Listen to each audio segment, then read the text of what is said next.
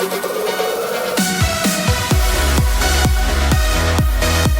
guys, welcome to our final night of our series, What to Do When You Don't Know What to Do. I hope that you guys have enjoyed this series. I hope you've gotten a lot out of it, and I hope in your small groups and in this time together, you've gotten to learn a little bit more about how we can honor God with our lives. Ultimately, as we've been going through this series the last 5 weeks, the big thing that we've been addressing is the fact that there's a lot of times where life gives us circumstances that we don't necessarily like, we don't necessarily know how to handle it, sometimes we just don't know what to do. But that doesn't change the fact that we can still honor God with our choices and our lives in those situations. So tonight, as we're finishing the series, we're going to be talking a little bit about the subject of how do we handle our own personal spiritual and emotional health when we're in situations that we don't know how to handle. And we're going to be talking a little bit more about the story of Joseph. So to give a little bit of a recap leading up to the point that we're talking about, Joseph is basically gone through having a family that hates him, has gone through being sold into slavery, moving to Egypt, having some really good moments, but then having some really bad moments to the point of being in prison, being betrayed, and just going through a really tough time. But at this moment right here in the story, we see Joseph continue to look for opportunities to honor God, continue to look for ways to do the right thing. And God has really honored him in those circumstances to the point that he is now the second in command of all of Egypt under Pharaoh. That he is the one in charge of everything. And the rest of the world, the rest of the land around him right now is going through a really tough famine. And because Joseph's smart, because Joseph was making the right decisions and the Holy Spirit was honoring him in what he was doing, he was able to set up Egypt to be in a place of really good circumstances. They had a bunch of food during the famine. They had everything they needed.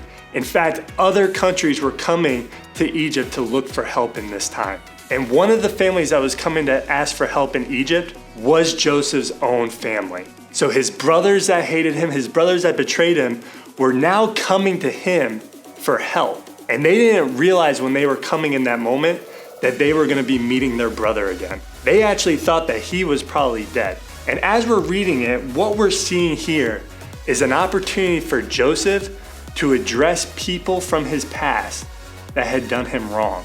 And I think this is something that we all really can relate to, because we all have friendships, we all have relationships that might have gone south, that we felt betrayed in, that we really felt hurt by the other person.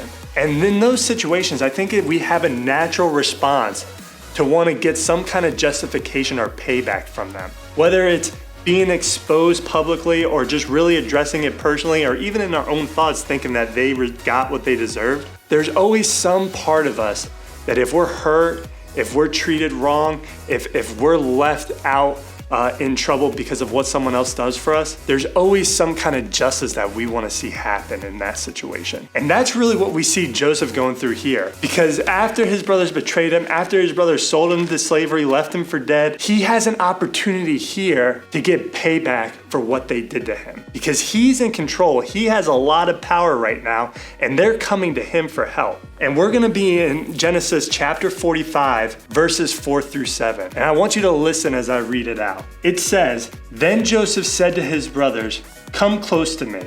When they had done so, he said, 'I am your brother Joseph, the one you sold into Egypt. And now do not be distressed, and do not be angry with yourselves for selling me here, because it was to save lives that God sent me ahead of you. For 2 years now, there has been famine in the land, and for the next 5 years there will be no plowing and reaping. But God sent me ahead of you to preserve for you a remnant on earth, and to save your lives by a great deliverance.'"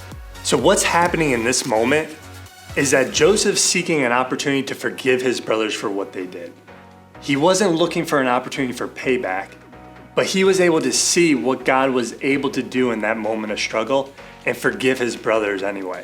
You see, Joseph was acknowledging that they still did him wrong. And he was acknowledging the fact that he was hurt from that moment, but he wasn't using this moment as an opportunity to create more hurt.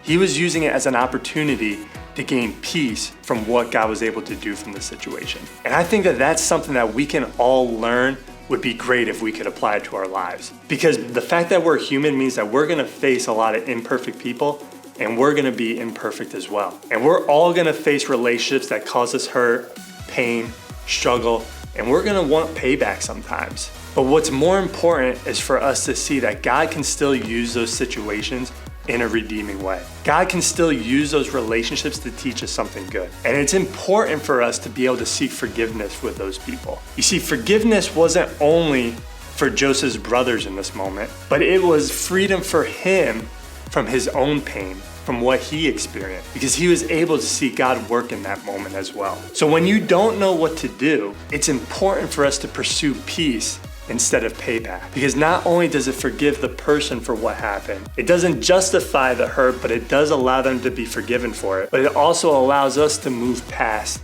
the pain and the hurt that we felt as well. So when we find ourselves in situations where we might be experiencing tough relationships, there's a couple of things that we need to do. We need to decide, what do we need to address and what do we need to decide in that scenario? Is it something that we really want to pursue payback for? Or is it something that we should forgive, let go, and move on with our lives with what God's calling us to? We also need to decide, who do we need to forgive in that situation? And what offense do we need to bring to God? You see, the fact is that it's human nature for us to want to seek vengeance or payback. And it would have made sense for Joseph to want to get payback from his brothers here. But because God was with him, because God showed him what he was able to bring him through in that scenario, the Holy Spirit was doing something supernatural in Joseph's life that allowed him to forgive his brothers despite of the circumstance. And in our lives, it is a power of the Holy Spirit in our lives that help us to forgive others, to help us let go of scenarios, and to move on and continue to pursue God no matter what. Because that ultimately is a reflection of who Jesus is in our lives. Because despite the circumstances that Jesus had to face, he loved people enough to forgive them